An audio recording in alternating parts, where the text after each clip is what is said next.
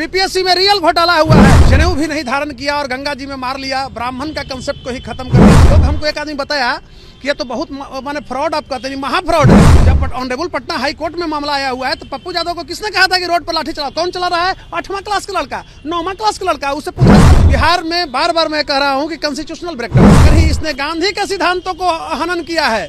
आप इस रूप में देखिए, प्रशांत किशोर पांडे ने सारे सिद्धांतों का दमन किया है और बीपीएससी छात्रों के भविष्य के साथ खिलवाड़ किया है। निधि श्री जो हमारी बिहार की बेटी और बहन है, उसके साथ कितना बदतमीजी किया।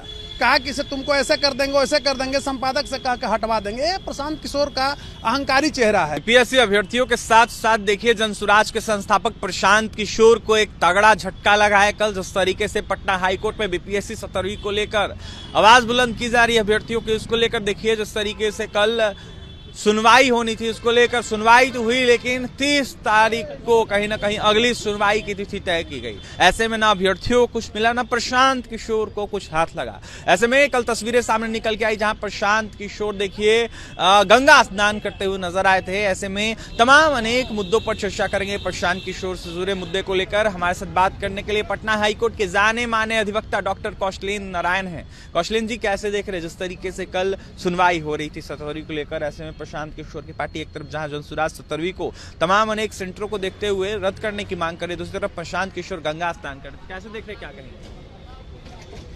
अभिषेक जी, मैं धन्यवाद सर्वप्रथम और शुक्रिया आपके प्रति अदा करना चाहता हूं और आपके चैनल NBC 24 न्यूज और मीडिया के प्रति कि आप निष्पक्ष पत्रकारिता का जो रूप बिहार में बिखेर रहे हैं वह स्वागत योग्य है। रही बात कि आपने बीपीएससी अभ्यर्थियों से जुड़े हुए सवालों को और प्रशांत किशोर पांडे से जुड़े हुए सवालों को अगर रेखांकित किया है तो मेरा यह फर्ज बनता है कि मैं भी अपना विवेचना स्पष्ट रूप से करूं। देखिए, आपको मैं बताना चाहता हूं कि 67 बीपीएससी में ही घोटाला का उजागर हुआ बिहार में और उसमें रंजीत रजक जैसे डीएसपी वगैरह सब जेल गए। उस घोटाला को मैं ऑन रिकॉर्ड बोलता हूं, मैं ही पटना हाई कोर्ट में लाया था, लीगल सेक्टर पर PIL दायर किया था। उसमें लर्नेड एडवोकेट जनरल साहब ने कहा था कि मैं जांच करूंगा। हालांकि उसमें लोग जेल गए भी, लेकिन सरकार क्या हुई ना, कुछ समय बचा दिया।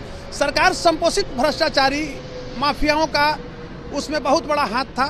तो रंजीत रजक DSP को 2 महीना भी पूर्ण रूपेण जेल में रहने नहीं दिया और निकाल लिया सब भ्रष्टाचारी लोग मिलकर। सरकार का बैकअप था।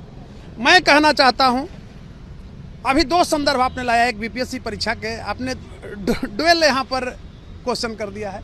तो मैं कहना चाहता हूँ कि पहले हम लोग बीपीएससी, हम लोग देखिए बुद्धिजीवी हैं। प्रशांत किशोर कोई मुद्दा ही नहीं है, वो तो एक लुहेड़ा है।